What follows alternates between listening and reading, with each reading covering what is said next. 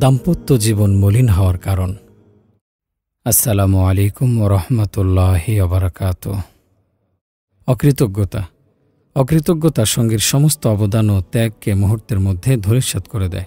সঙ্গীর মনে কঠিন আঘাত দেওয়ার সবচেয়ে বড় অস্ত্র হল অকৃতজ্ঞতা। কিন্তু দুঃখজনক হলেও সত্য, অকৃতজ্ঞতা প্রকাশের কাজটি আমরা হরহামেশাই করে থাকি, তবে নারীরা এক্ষেত্রে বেশি এগিয়ে।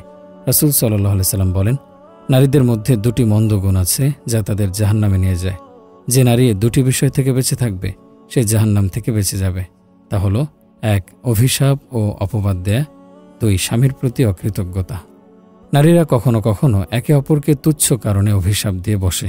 স্বামী কিছু দিতে অসমর্থ হলেই অনেক স্ত্রী বলে, তোমার সাথে বিয়ে হয়ে জীবনে কিছুই পেলাম না, অথবা তুমি জীবনে কি দিয়েছ আমাকে, এরকম আরও অনেক কথা।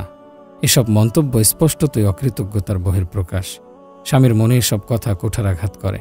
তাই স্বামী স্ত্রী উভয়েরই কর্তব্য হল অকৃতজ্ঞতা প্রকাশ করে এমন কথা বলা থেকে বিরত থাকা। সঙ্গীর পরিবারকে নিয়ে উপহাস ও তাচ্ছিল্য। সঙ্গী বা সঙ্গিনীর পরিবারকে তাচ্ছিল্যের চোখে দেখা, গালিগালাজ ও অসম্মান করা কিংবা তাদের নিয়ে উপহাস করা প্রভৃতি কর্ম স্বামী স্ত্রীর পারস্পরিক শ্রদ্ধাবোধকে ধ্বংস করে দেয়। ফলে মলিন হয়ে যায় সম্পর্কের উজ্জ্বলতা। পরিবারের সদস্যরা আমাদের সবচেয়ে আপনজন। জন্মসূত্রেই তারা আমাদের সুখ দুঃখের অংশীদার। আমাদের হাজারো স্মৃতি জড়িয়ে থাকে তাদের সাথে।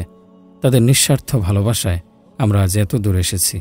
তাই মানুষ হিসেবে আমরা সকলে প্রত্যাশা করি জীবনসঙ্গী বা সঙ্গিনী আমার পরিবারকে সম্মান করুক। কিন্তু সে যখন পরিবারকে নিয়ে উল্টো উপহাস, তাচ্ছিল্য কিংবা অপমানকর মন্তব্য করে তখন তা মেনে নেওয়া কঠিন হয়ে যায়। কিন্তু আমাদের সমাজে স্বামী স্ত্রী একে অন্যের পরিবার নিয়ে উপহাস করা খুবই বহুল প্রচলিত একটি ক্ষতিকর প্রবণতা। এ কারণে দেখা যায় একজন আরেকজনের পরিবারকে সহ্য করতে পারে না। কাউকে উপহাস বা নিন্দা করা ইসলামের দৃষ্টিতে অত্যন্ত মারাত্মক অপরাধ। এর শাস্তি অত্যন্ত ভয়াবহ।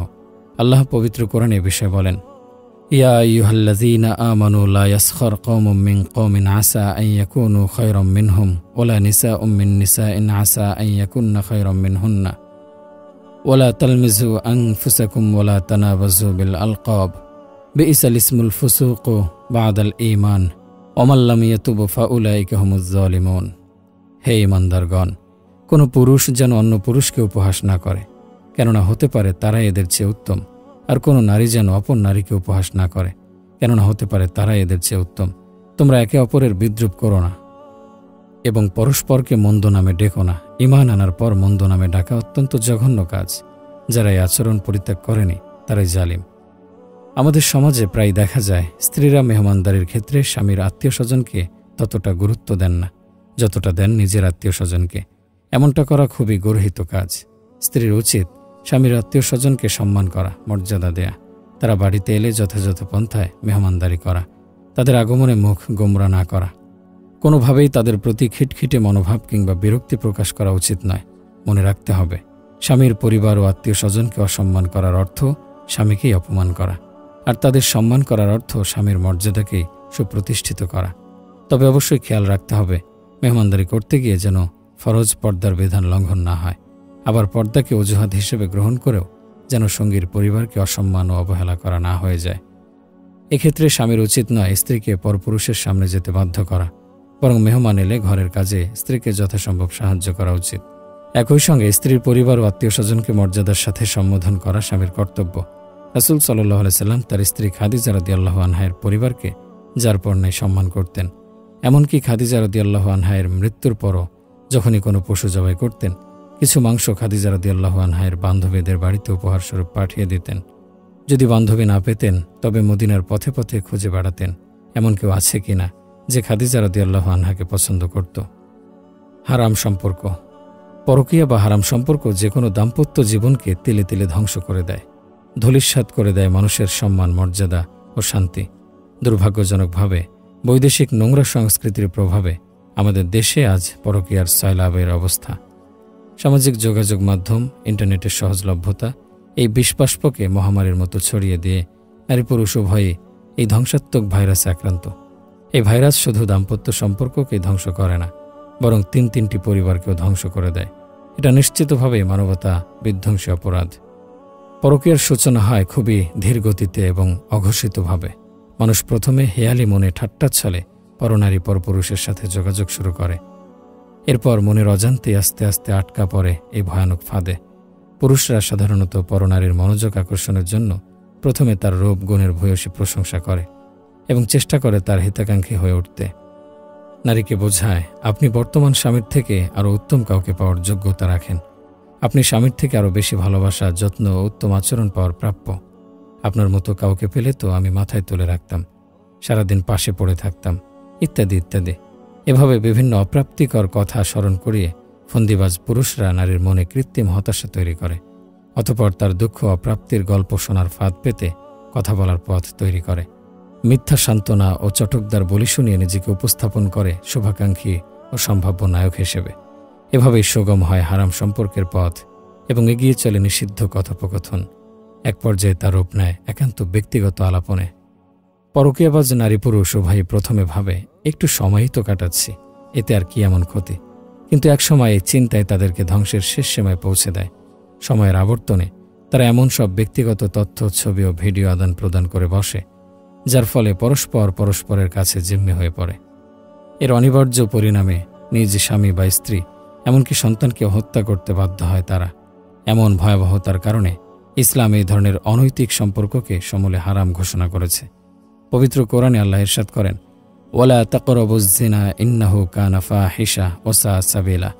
তোমরা জিনার ধারের কাছেও যেও না, নিঃসন্দেহে এটা অত্যন্ত খারাপ কাজ এবং খুবই জঘন্য পথ। রাসূল সাল্লাল্লাহু আলাইহি সাল্লাম বলেন, হে মুসলমানগণ, তোমরা ব্যভিচার পরিত্যাগ করো, কেননা এর 6টি শাস্তি রয়েছে। এর মধ্যে 3টি দুনিয়াতে এবং 3টি আখিরাতে প্রকাশ পাবে। দুনিয়ার 3টি শাস্তি হল, 1 চেহারার উজ্জ্বলতা বিনষ্ট হয়, 2 আয়ুষ্কাল সংকীর্ণ হয় এবং 3 তার দারিদ্রতা চিরস্থায়ী হয়। আর যে 3টি শাস্তি আখিরাতে প্রকাশ পাবে তা হল, সে আল্লাহর অসন্তুষ্টি, কঠিন হিসাব ও জাহান্নামের শাস্তি ভোগ করবে। জীবনকে সুন্দর ও স্বাভাবিক রাখার জন্য আমাদের যে কোনো ধরনের হারাম সম্পর্ক, এমনকি যেসব কাজ হারাম সম্পর্কের দিকে ধাবিত করে, তা থেকে বিরত থাকা কর্তব্য। আল্লাহর সীমারেখার ব্যাপারে সতর্ক থাকলে দাম্পত্য জীবন মধুময় ও উপভোগ্য হবে। পাশাপাশি নিরাপদ থাকবে আল্লাহর দেয়া পোশাক। ইসলামী অনুশাসন না মানা। ইসলাম শান্তির অপর নাম। যেখানে ইসলামী অনুশাসন নেই, সেখানে শান্তি নেই। দাম্পত্য জীবনও এর বাইরে নয়। সুখী দাম্পত্য জীবনের জন্য পরিপূর্ণভাবে ইসলামী অনুশাসন মেনে চলতে হবে। কারণ ইসলাম আমাদের শেখায় স্বামী স্ত্রীর পারস্পরিক সম্পর্ক কেমন হবে তাদের আচার আচরণ, অধিকার, দায়িত্ব, কর্তব্য। ইসলাম শেখায় স্ত্রীদের প্রতি নমনীয় হতে, ছোটখাটো বিষয় নিয়ে তর্কে না জড়াতে।